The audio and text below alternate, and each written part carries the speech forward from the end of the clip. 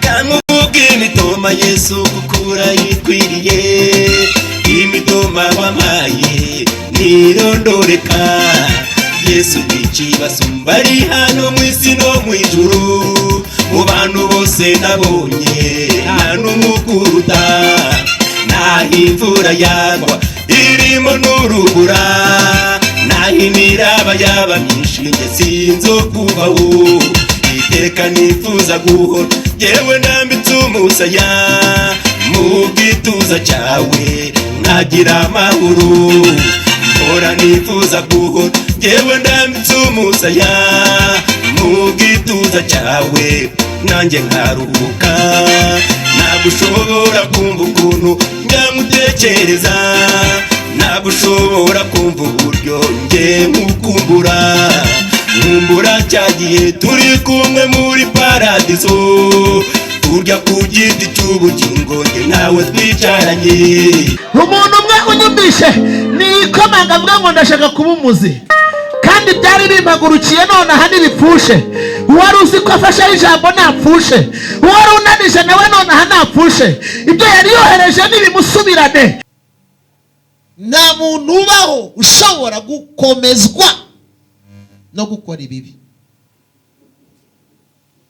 Ibibi ubwabyo ni umuzi w'iteranyuma, ni umuzi wo kurangiza ubuzima bwawe, ni umuzi utuma ubuzima bwawe bushiraho. Ijambo riravuze ngo nta muntu ushobora gukomera akomejwe no gukora ibibi.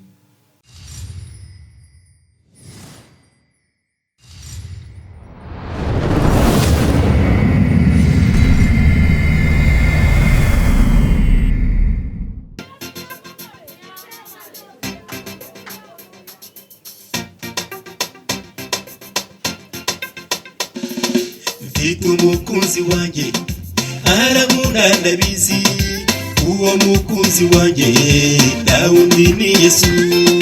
Kandi urukundo rwe urukundo ntirujya rushira, ntabwo rujya ruhanga cyangwa ngo ruhanguke, ntabwo rujya ruhara cyangwa ngo ruhararuke.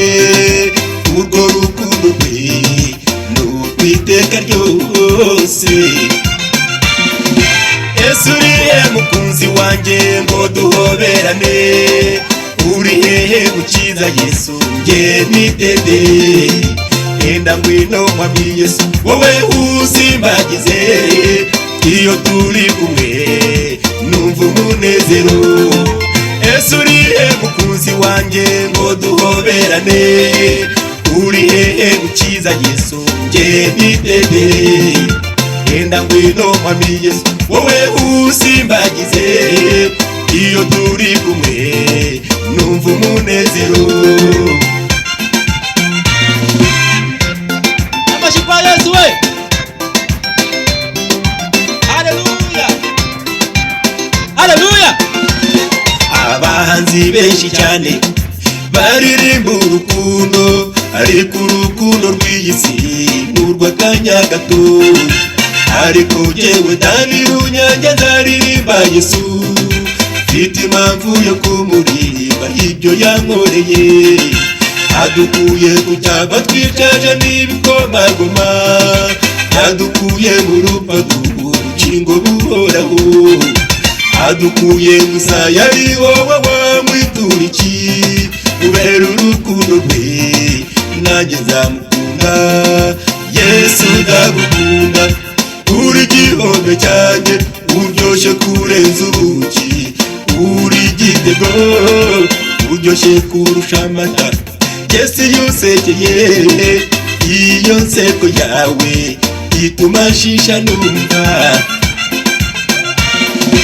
Yesu urihe mukunzi wanjye ngo duhoberane, uri hehe gukiza Yesu njye nitetere. Enda ngwino mwami Yesu wowe usimbagize, iyo turi kumwe numva umunezero. Yesu urihe mukunzi wanjye ngo duhoberane, uri hehe mukiza Yesu nge nitetere enda ngwino mwami Yesu wowe usimbagize iyo turi kumwe numva umunezero amashyi kwa Yesu we haleluya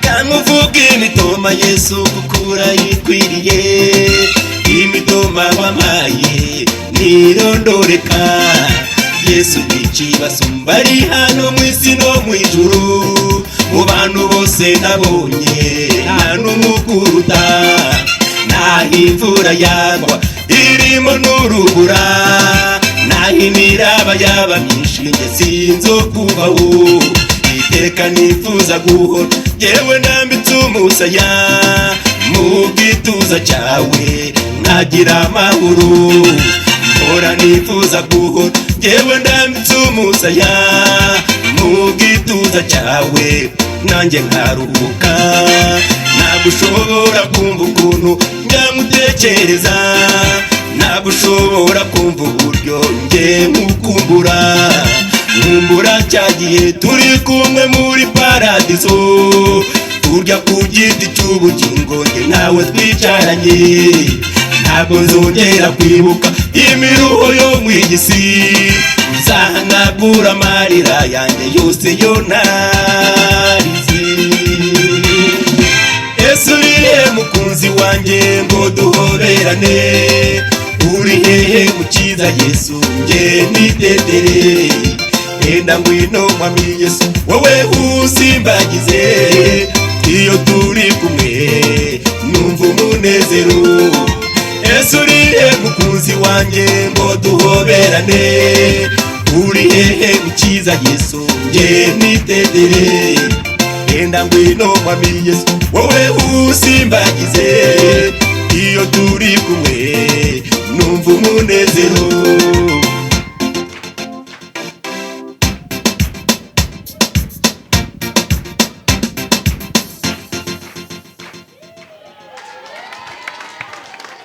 komera Imana amashyi menshi cyane ntabwo narinzi ko yarangije Yesu ashimwe cyane ariko murabona impano zose zirimo zikora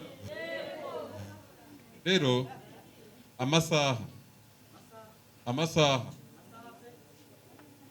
kuko ibyo kurya birahari n'ababitanga barahari natwe bo kubirya barahari ariko ikibazo mwakibonye ni amasaha hanyuma twese turi hamwe tuzicara turebe ikintu twakora niba tuzajya dutangira mu gitondo muri iyi minsi 2 tuzabifatanya turebe hanyuma turebe icyo gukora hanyuma rero kugira ngo tugere mu mwanya wo kumva ijambo ry'Imana Data wa twese mwiza mu izina rya Yesu Kristo rifite ubutware n'ubushobozi aya masaha turagushimiye aho ugejeje ukora nushimwe haleluya twinjiye muri uyu mwanya mwiza tugiye kwakira ijambo ryawe ritubeshejeho ijambo ryawe ryaturemye ijambo ryawe rirakomeye Kristo ni wowe jambo uyu mwanya ni wo kwakira Mana imbaraga zawe niyo kwakira uyu mwanya kugira neza kwawe ku buzima bwacu Mana turi muri uyu mwanya rero mukozi wawe arahagurutse Data wa twese mwiza nyemerera umugoteshe ingabo nto nini mwuzuza umwuka wera mu izina rya Yesu Kristo imbaraga zawe reka zimugote kandi zimugwiremo mu izina rya Yesu Kristo iri teraniro ryose Mana rigasanire buri wese umuhe amatwi yo kumva no kumvira icyo umwuka abwira amatorero igihe nk'iki mu izina rya Yesu Kristo icyo duheje ni imyuka abazimu n'abadayimoni mu izina rya Yesu Kristo Data ubwami bwawe buze cyubahiro cyawe kiganze hagati muri twe byose tubisabye tubyinginga mu izina rya Yesu Kristo urakoze amen komera Imana amashyi menshi cyane haleluya Yesu ashimwe haleluya ndashaka ko dusengana mwanya ari munini muri make tugiye gukoresha umwanya muto, tugiye gusoma hano aho bita igitabo cy'imigani 12 umurongo wa 3. Aravuga ngo nta muntu ukomezwa no gukora ibibi, kandi umuzi w'umukiranutsi ntuzarandurwa. Kadusubiremo, nta muntu ukomezwa no gukora ibibi, kandi umuzi w'umukiranutsi uzarandurwa. Amen. Mwakire neza ijambo ry'Imana. Umuntu wese ushaka gukomera yirinda gukora ibibi. Aya magambo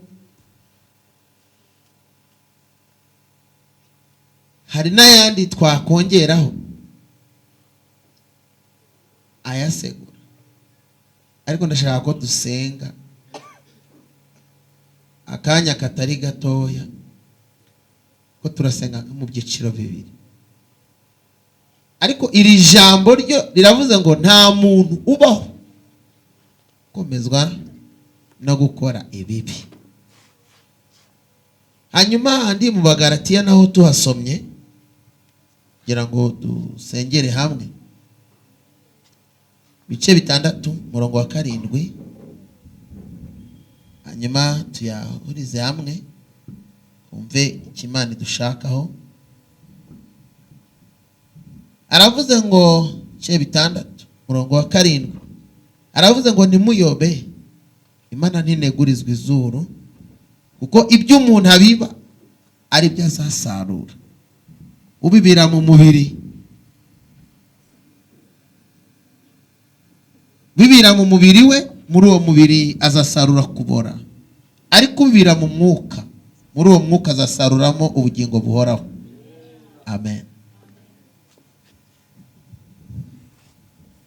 Nta muntu ubaho ushobora gukomezwa no gukora ibibi. Igihe cyose ufite intego yo gukomera, ujye uyoboka inzira yo gukora ibyiza. Nushaka kugira ngo Imana ikwagurire imbago, igukuze, ikugeze kure, yoharanira gukora ibyiza. Nta muntu ubaho ushobora gukomezwa no gukora ibibi. Ibibi ubwabyo ni umuzi w'iteranyuma, ni umuzi wo kurangiza ubuzima bwawe, ni umuzi utuma ubuzima bwawe bushiraho.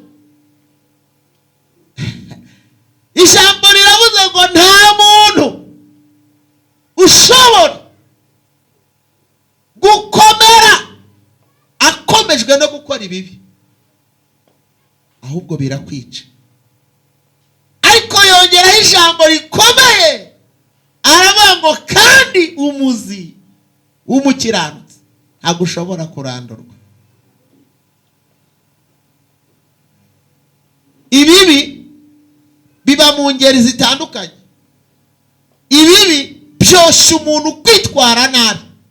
Ibibi iyo umuntu abikorana umwete n'uburakari, ariko iyo bimugaruka agenda yumva ububabare gahoro gahoro. Kubera iki? Kuko Satani ni umugome, ashinzwe kubabaza abantu. Iyo rero umukorera kuko azi ari bibi, agutera umwete wo kubikora vuba. Ariko iyo uri mu ngaruka zabyo, ashyiramo karorandi, bikakugaruka gahoro gahoro, akantu ku kandi, akantu ku kandi.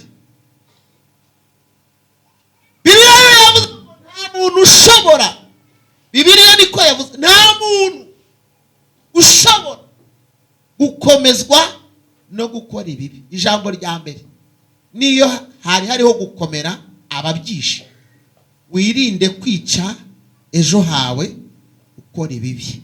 Ibibi wakora ubyivanemo, kuko umwanditsi yavuze umunyabyaha nareka ingeso ze, uwo ni Yesaya. Nukiranirwa areka ibyo yibwira agarukira Uwiteka, hanyuma nawe azamugirira ibambe, kuko Uwiteka azamubabarira rwose pe. Aho harimo ijambo risobanuye ngo ugomba gufata icyemezo cyo gutandukana n'ibintu bituma Imana itishima. Ariko tuvuge ku muzi, iyo wemereye Imana ugashyiramo gukiranuka, ukarandura ikibi ukagita kure yawe, Imana ikubara nk'umukiranutsi. Kandi iyo imaze kukubara nk'umukiranutsi iguha gushora imizi, kandi iyo mizi iyishyiriraho icyo bita uburinzi, ikavuga ngo wa muzi we, nubwo hari uwari ufite gahunda yo kukurandura, ntabwo ari bugushobore. Yemwe n'aba bahinzi babi bahinga nabi, batema imizi, yatema iyindi mizi, ariko umuzi w'umukiranutsi Imana ihashinga inkokora ikavuga ngo have, aho hari umuzi w'umukiranutsi. Hariyo umuzi. Umuntu wifuza gukiranuka nahereza Imana icyubahiro. Imana imbabarire, umuntu wese uri hano abyumve.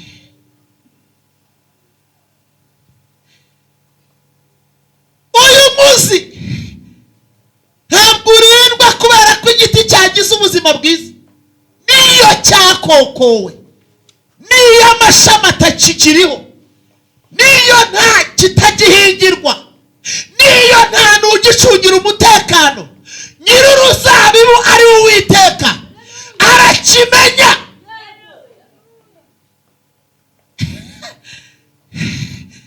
Niyo cyaba kitagira kivugira, Imana irakivugira kandi bigakunda. Ijambo riravuga ngo umuzi w'umukiranutsi ntabwo uzarandurwa. Hari abagabo, hari imizi ibiri itarigeze irandurwa. Umuzi wa mbere, Sara ngo yabonye ageze imyaka 90 abwira Aburahamu ati genda uryamane na Ishimayi na Hagayi, mubyarane, ahari ninyikirira ku bibero nzaba mbonye umwana. Yo, Imana iramurebera bati wihebye kare, wihebye. Iyo nkurebye muri wowe mbabona nk'umuzi wa Isaka, iyo ndebye ndawubona. Ngo Hagayi aratwita arabyara. Imana iragarukira ababwira ngo wapi, jewe ntabwo ari ibyo navuze, navuze kuri Sara ko muri we harimo umuzi. Iravuga kandi uwo muzi ntacyo uzaba, Sara azabyara kandi abyara umwana uzakomokwaho n'amahanga yose. Ngo Sara aratwita, Sara arabyara. Uwo muzi Imana irawurinda. Ndashimira Imana irinda umuzi n'ibimenyetso byarahagaze. Ndashimira Imana ikurinda utagira n'abakuvugira. Ndashimira Imana irinda umuzi nta support y'abantu. Ndashimira Imana ihagurukana nawe kugira ngo ikurengere.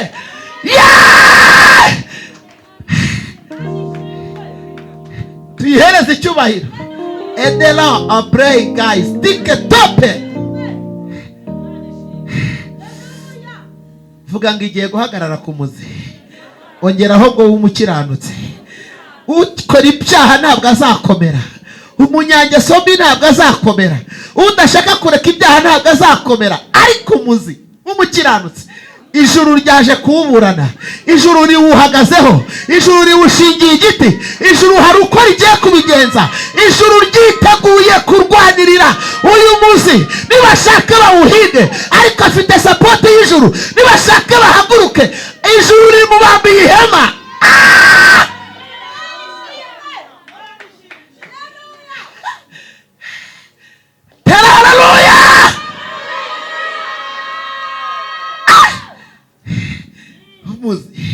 umuzi Imana yavuzeho, umuzi Imana yavuzeho niyo bazana ibikokora.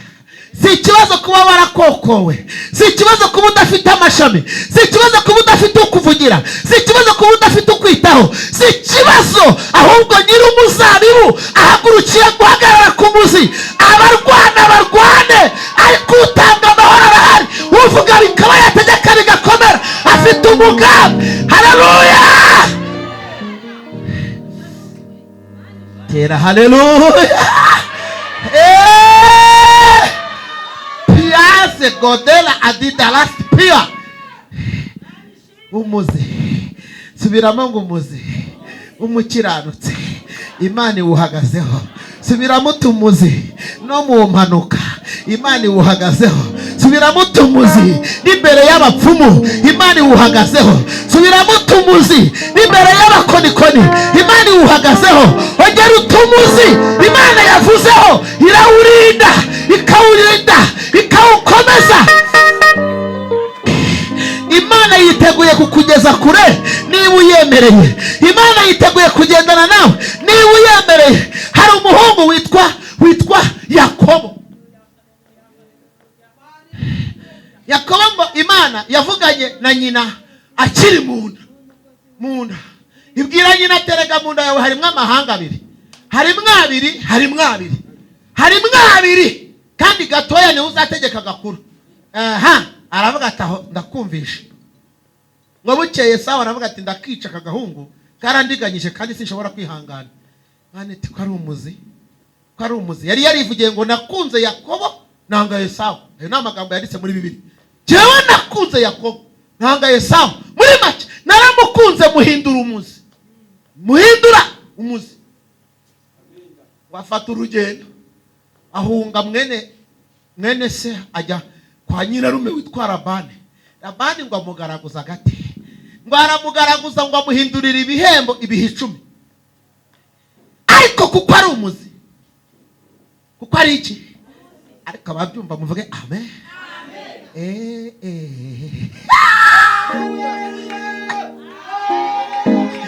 Ariko kuko ari umuzi, ngo yegera Labani aramubwira ati mva rero Labani, nakoreye abagore imyaka 14, ngerageza gukorera ibihembo ubihindura ibihe 10. Ariko noneho baramubwira ati Labani rero wemere kuba umuzi, va ku giti dore Yesu. Gere gutya nimusoma muri Yosuwa ibice 6, hari ahantu muri buze gusanga havuga ngo Yosuwa avuma Yeriko. Aho ngaho ndahababwira mu kanya. Umuzi ngo aramubwira ati rero Labani, fata intama zose z'ibitobo n'ibihuga n'ibikara byose uzivane mu zawe, usigazemo hano umweru gusa, amapfizi y'umweru n'amanyagazi y'umweru. Ujyane intama zawe, ariko twemeranye ko ibindi bitobo bizavuka muri uyu mweru, ibikara bizavukamo, ibihuga n'ibindi bizavuka, zizaba izanjye. Labani aravuga ati noneho urirangije burundu karabaye. Ati ngo aziha abahungu be bazijyana hano, ngo kuhagera bisabye kugenda urugendo rw'iminsi 3. Arangije aramubwira ati ngaho ragira izavuka, ati ndanagusinyiye nta nubwo nzongera kukuriganya. Ndashimira Imana ko mu buryo bw'Imana igiye gushyira iherezo hejuru y'umuriganya wakuriganyaga. Ariko niwemera kuba umuzi. Marangije ngo aragenda asigazamo imyeru. Yakobo aravuga ati si ubwa mbere ivugana nanjye. Ati Dudu yavuganye nanjye. Ati wi, ati nibyo niye yabivuze. Ngo afata uduti, ngo aradushishura, ngo adusiga amarangi, utundi adusiga amakara. Agenda ajya ku kibumbiro, aravuga ati iyi ni imfizi ubu ngubu nzanye.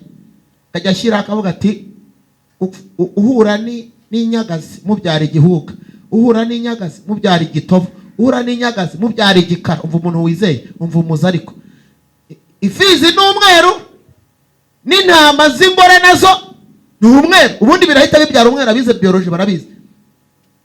Ariko umuntu iyo ari umuzi, naho abantu batabona ibisubizo, Imana ibihabona ibisubizo. Kajya ashyiraho noneho ngo yabona haje intama inanutse, agahita akuraho udutitwe. Nge ntabwo shaka imina no mu ntama zanjye.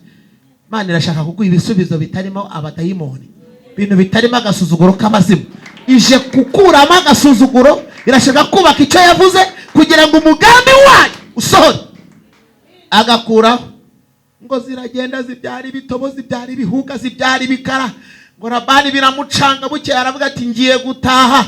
Imana iramubwira ati ntabwo wataha nabanje kugukangarira Labani, kubera kuri umuzi. Umuzi nzawuhagararaho. Ngira banze aramubwira ngo ndi Uwiteka Imana yawe yabanye nawe hahandi Beteli. Beteli ni hahandi ngo yabonye urwego ruzamuka, abamarayika bazamuka abandi bamanuka. Arangije aramubwira ati umva, ntabwo nshobora kukwemerera utaha gutyo, karame mwami wanjye. Arangije aramubwira ati ngiye kugukangarira Labani. Ngo amanukana inkota, ngo ahinguka kwa Labani, ngo afata inkota ajya hejuru ya Labani, aramubwira ati nukurikira Yakobo nzakwica. Labani ngo arabyumva, ariko azamukurikira amubwira ati imana zanjye wazitwaye. Undi ngo aramwitegereza aramubwira ati barakubeshye, ntazo natwaye. Ngahinjira musake. Ngo arasaka, ngo ahita amubwira ngo nagukoreye imyaka 20, wampinduriye ibihembo ibihe bigera ku 10. Aramubwira ngo iyaba Imana ya data, iyo sogokuru Aburahamu yubahaga, iyo itabana nanjye, ntabwo warabuze kumusezerera amara masa. Ariko Imana yibutse umubabaro wanjye n'umuruho wanjye, iri joro ryakeye yamanutse iragukangara. Labani ati karabaye, burya yabikubwiye? Ati cyane.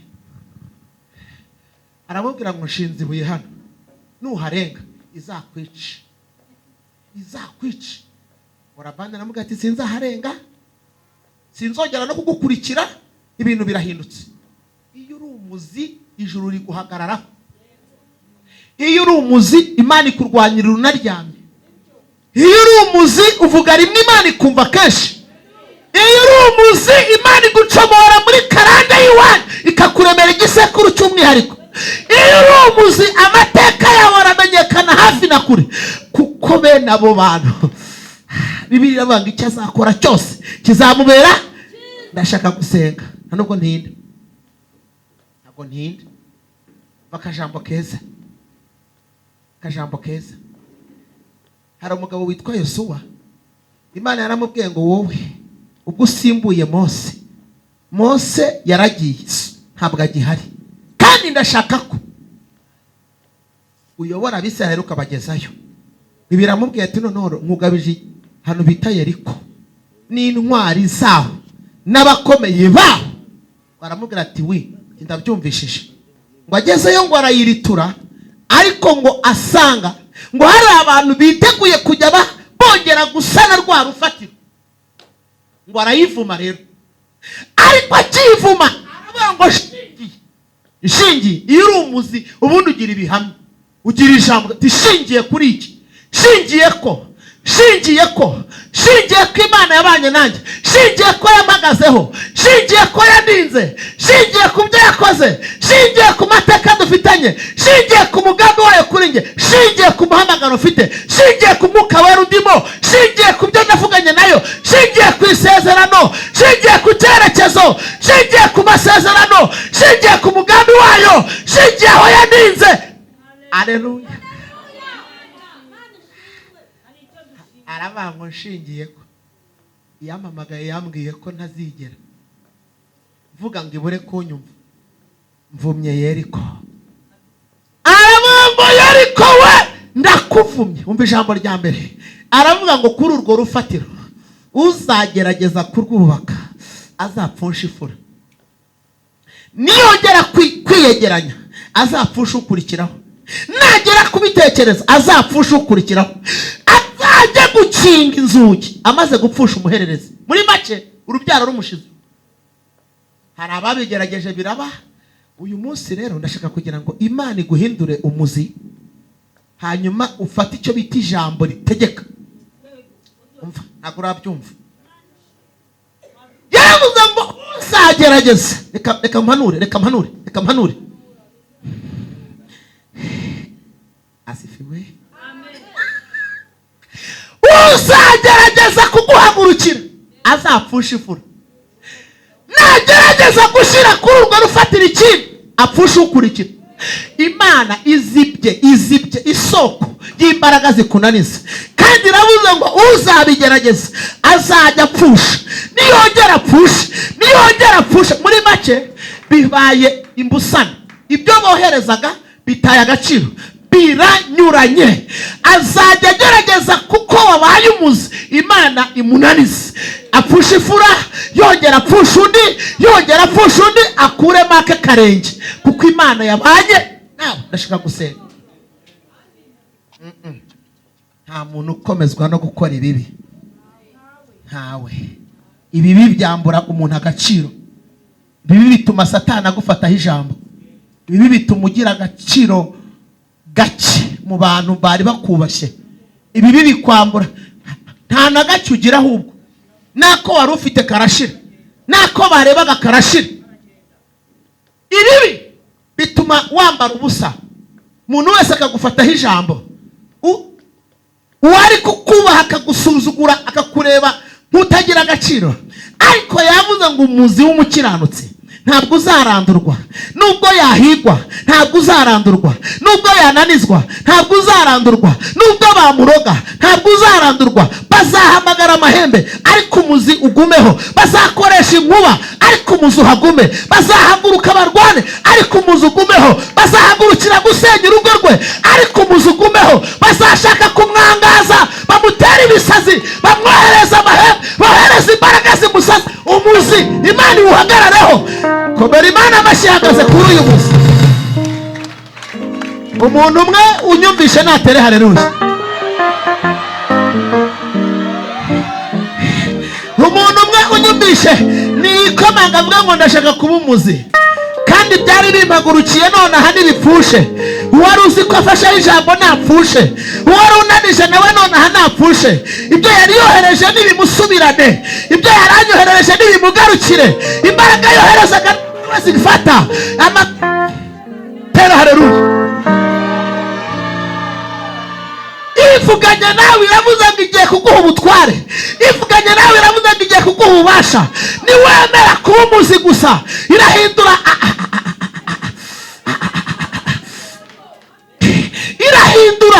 irahindurira ukuboko kwayo ku babisha bawe, irahindurira imbaraga zayo ku biguhiga, iratsikamira ibyari bigutsikamiye.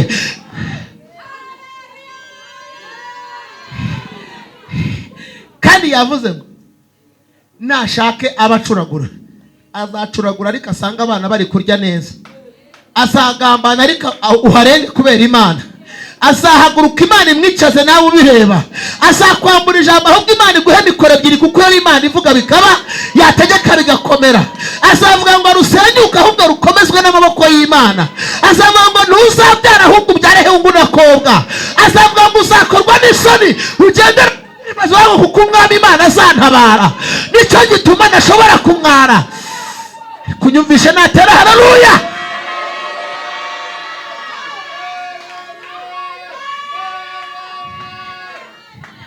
Umuntu kwegere mubwire ngo Imana yaje kugushyigikira, Imana yaje kurinda umuzi ukurimo, Imana yaje gusigasira kari gasigaye. Mubwire ngo hari ibintu Imana yanze, hari ubuzima Imana yanze, hari amateka Imana yanze, hari ibintu Imana idakunze ko bikubaho, hari ibintu Imana ihagaritse.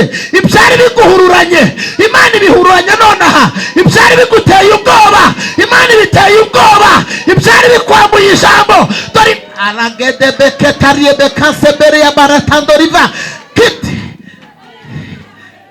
Babari rutere haleluya niba uhari.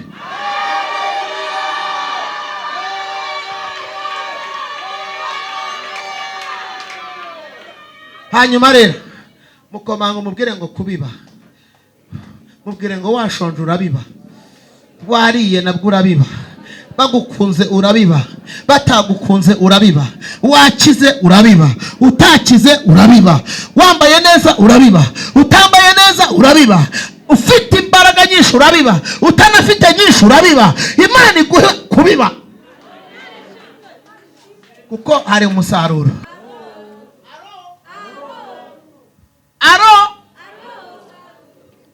Imana igusaba ibigira ngo iguhe mugatahana kuko nyine iyo igusabye ibishaka muzakambaza. Iyo igusabye ibishaka nta n'ikindi. Imana igusaba gusa shaka kugira ngo iguhe, kuko isi n'ibiyuzuye ni ibyayo. We wayiha iki? Irashaka ngo tubibe neza. Kandi navuze ngo nta muntu ukomezwa no gukora ibibi, ahubwo umuntu ukora ibyiza Imana imuhagararaho. Ijambo rikomeye riri ahangaha, ijambo rikomeye rihari. Yesu nashimwe, Yesu nashimwe. Ibibi hari n'abantu babikorera mu nzu y'Imana, agakora ibibi kandi yarageze mu nzu y'Imana. Icyo gihe Imana imubona nk'ikidendezi cy'amazi. Amazi atatemba aba afite imyanda, ibintu biraho bidacayuka. Iyo ukandagiyemo birazamuka. Iyo umuntu yigize ikidendezi ugira ngo ni umuntu w'Imana, ariko wakoraho gato hagira nk'akantu kagwamo ukabona ibintu byose by'ibiroho birazamutse. Ariko iyo umuntu ari umuntu w'Imana aba ari umugende. Niyo mpamvu umuririmbyi yavuze ngo mbumugende gusa Yesu. Iyo ushaka kugira ngo umuntu w'Imana uva mu bidendezi ukaba umugende, ukageza abandi amazi, ukaruhura abarushye. Imana ikabana nawe, Imana ikakugirira neza, Imana ikakubaka. Irashaka kugukura mu buzima bwo guhigwa nk'abakora ibibi, ikaguhindura umuzi ihagarara. Kandi ndashaka gusenga, ndashaka gusenga, ndashaka ko dusenga, ndashaka ko dusenga. Umuntu wese ushaka kugira ngo Imana imuvane aho yakoraga ikibi wakoraga ko kingana, kibe gito cyangwa kinini, cyakurangiza, cyakwambura agaciro. Oya, hari ibintu ntavuga. No, reka da. Hari ibintu tuvuga mukagira ngo ni imikino. Ngambabwire, iyo mutaramenya Imana ivuga bikaba yategeka bigakomera, mugira ngo biroroshye. Hari umudamu twarasenganye, dusenganye arambwira ati mfite ibigeragezo byinshi. Nambwira ni senga, Imana igiye kukuruhura kandi uzabona igisubizo. Arambwira ati niyo ntekereza mba numva kubaho kwanjye kudahari, gupfa mba numva kunsatiriye kuruta kubaho. Nambwira ni ntaho uzajya kuko Imana igufiteho umugambi. Arambwira ngo nzi. Nambwira ni ntaho uzajya. Bukeye asenga amasengesho yandi namubwiraga. Amaze kuyasenga umunsi wa 7 agera mu nzu. Ageze mu nzu asanga imbeba 3. Izo mbeba 3 akubitamo imwe, ayikubita inkoni zari ntoya, zari utubeba duto. Ayikubise inkoni irapfa, iva n'uturaso. Imbeba nyambere. Hanyuma wabimukoraga hashize icyumweru arapfa. Umuzi w'umukiranutsi ntabwo uzarandurwa. Haleluya! Ibi tuvuga wavuga ko ari ibintu bitari ukuri. Iyo mbeba uze kunyegera ndayifite, ayikwereka. Inavuga gutyo. Ntabwo ari ukuvuga ngo ni ibyo nabwiwe ngo kuwa 4 none ni kuwa 6. Kuwa 4 yari ari mu rusengero iwacu ashima Imana, avuga ati uyu muntu w'Imana yaransengeye niwe watumye byari kunyica bitanyica. Ayitagurira n'abantu mituwele 5.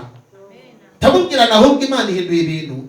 Izi mituwele uguriye aba bantu babakene batangutanazi bitumye Imana ikubakira ubuzima n'ubudahangarwa. Namubwira ni hari n'ibindi byari bikwishe Imana igukuyeho. Dore Imana ikuye dayimoni noneho wakurebeshaga imitwe 2 iyo wabatara. Arambwira ngo hari umusere banyugira imitwe 2 bajya guza kumurunguruka. Mwari mwabona dayimoni igira imbaraga. Umuzi w'umukiranutsi ntabwo uzarandurwa. Cyako dusenga. Segera umuntu uzi ko hari ikintu kibi akora gito cyangwa kinini, azamura ikiganza buryo ahuri ntabwo ari ngombwa ko tukubwira ngo ni ibingibi. Cyo wumva ukora kibi cyakutandukanya n'Imana, zamura ikiganza ubwire Yesu umuntu ashaka guhinduka, ashaka kumhindurira amateka. Tupfukama aho uri ntabwo muzana hano kupfukama. Yesu akubona, Yesu akwiteho, Yesu akurengere. Enatikito atefora. Turashaka kubwira Imana ngo hari umuzi wakurikirana uyu muzi wemeye gukizwa wawukurikirana, uyu muzi wemeye kuhinduka wawukurikirana, ibintu bikagenda neza. Mugoboka ngwino. Uyu muzi umuntu wese wapfukamye na zamura ikiganza ahantu uri. Mani barebe neza baho umugisha. Muri benshi cyane, Mani bahe umugisha. Subiramo amagambo.